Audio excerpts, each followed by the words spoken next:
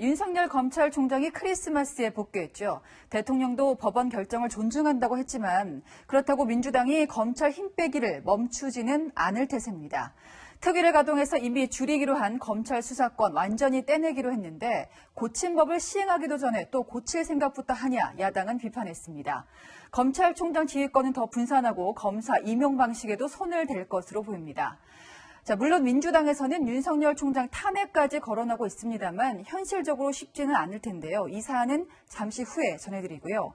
하지만 수사권 분리 같은 문제는 얘기가 다릅니다. 거대 의석수를 앞세운다면 법을 통과시켜서 검찰의 힘을 뺄 수 있습니다. 먼저 이현수 기자입니다.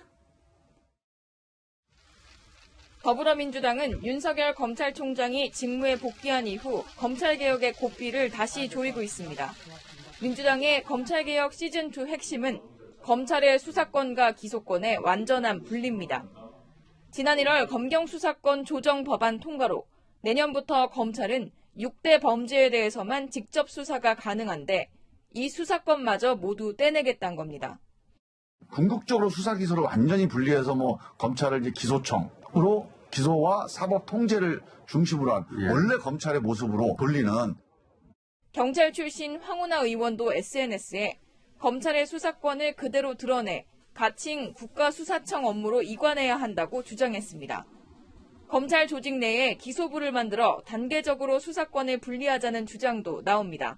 김태현 원내대표께서 기소부를 검찰에 따로 두자는 말씀을 하셨는데 이런 의미가 있습니다. 그런 부분들도 검찰개혁 TF에서 논의를 해나갈 것으로 봅니다.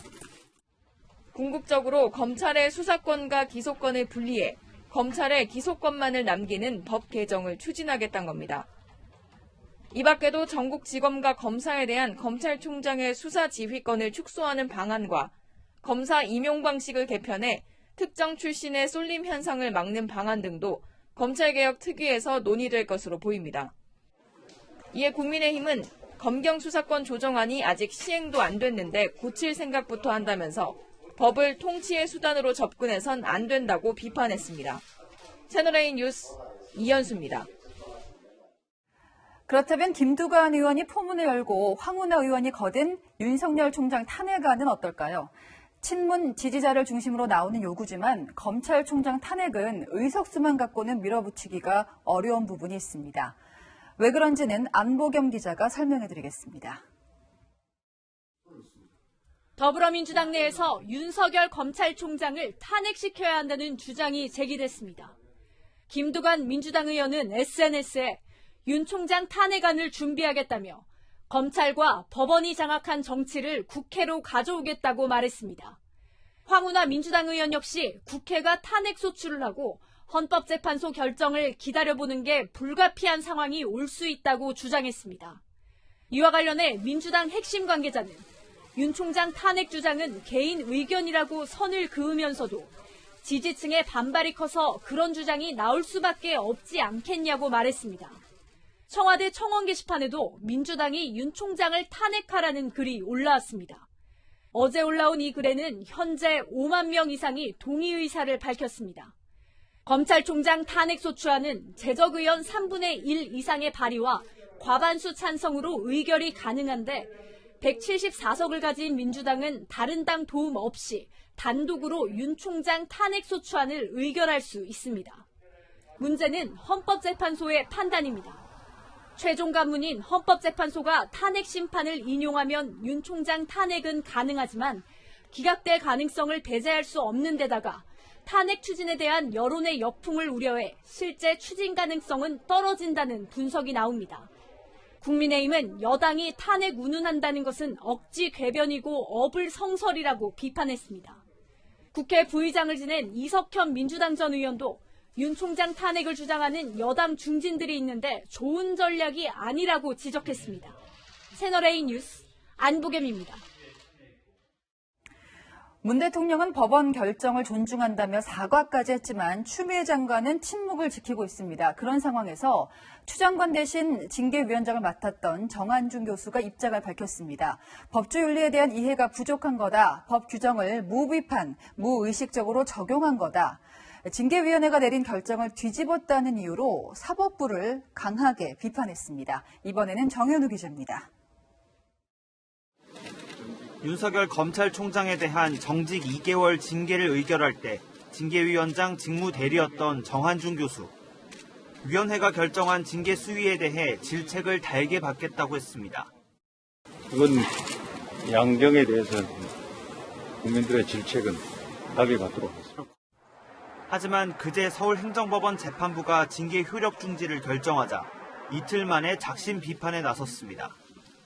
SNS에 글을 올려 재판부 결정에 대해 심히 유감이라고 했습니다.